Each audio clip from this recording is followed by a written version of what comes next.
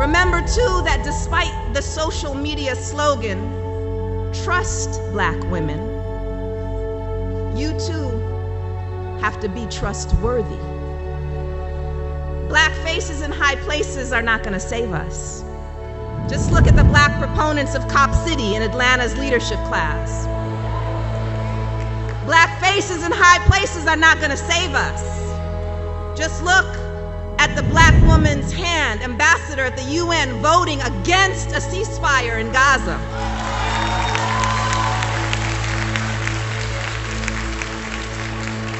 That is, our Blackness and our womanness are not in themselves trustworthy.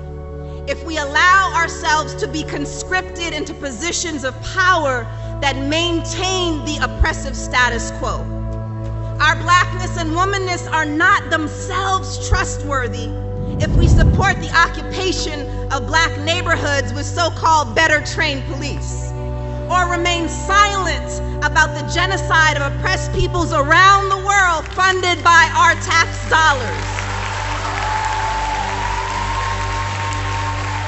As an American, felt that, I don't even want to mention his name, but they call him things like the Orange Monster, okay, and you know who I mean.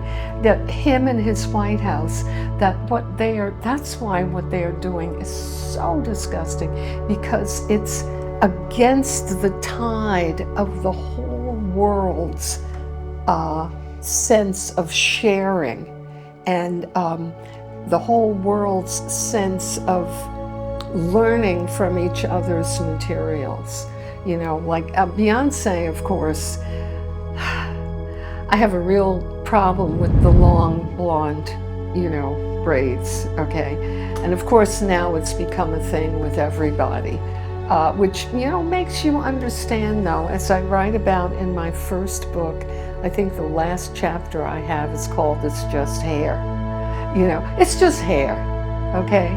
And at this point, it's really a costume, and I think you can almost chart the distance that Black hair has traveled from Tina Turner to Beyonce, where Tina Turner, it was great because it might have been a wig or whatever, but they were dancing, and they were dancing the hair, This was part of it, like Proud Mary, and she's dancing the hair as well as her body. And it was still her colored hair, or hair that a Black woman could have, even if it was a wig or whatever. But now it's, and I shouldn't say but now, I should say and now.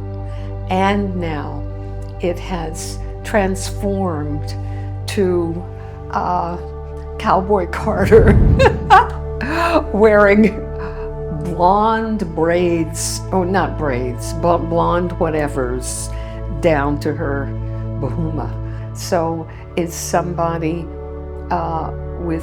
who's wearing blonde braids, is she, if it's a Black person, is she appropriating something from the white world? And then if it's a white person, and they thought Bo Derek had invented braids, if it's a white person who's having braids, are they appropriating the Black way? And of course, I think that, again, that's why I think, old Trump is so dangerous, because I think that, again, is just the natural flow of things, which we call, it's the recursive nature of culture, and that people are always borrowing, and Black people and white people are always going to be sleeping together, and brown people and yellow people and whatever.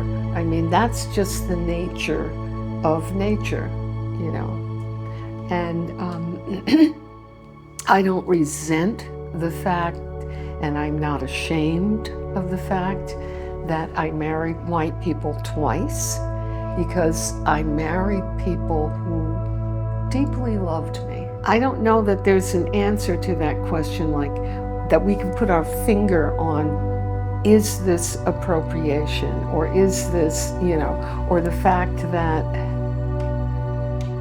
well, that what do I do? That I love ballet still, but I still love every kind of dancing.